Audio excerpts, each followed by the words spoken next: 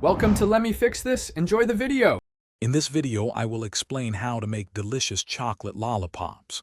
First, gather all your ingredients and tools, including your favorite chocolate, lollipop sticks, and silicone molds. Ensure your workspace is clean and ready for a fun, creative process. Having everything prepared beforehand makes the entire experience much smoother and more enjoyable.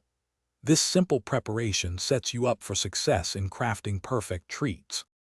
To melt your chocolate, use a double boiler or microwave in 30-second intervals, stirring well after each. This gentle heating prevents scorching and ensures a silky smooth consistency. Aim for a temperature around 90 degrees Fahrenheit for optimal flow and shine. A well-melted chocolate is key to beautiful lollipops, so take your time with this crucial step. Once your chocolate is perfectly melted, insert the lollipop sticks into your molds. Carefully pour the warm chocolate into each cavity, filling them completely. If you want to add sprinkles or other edible decorations, do so immediately while the chocolate is still wet.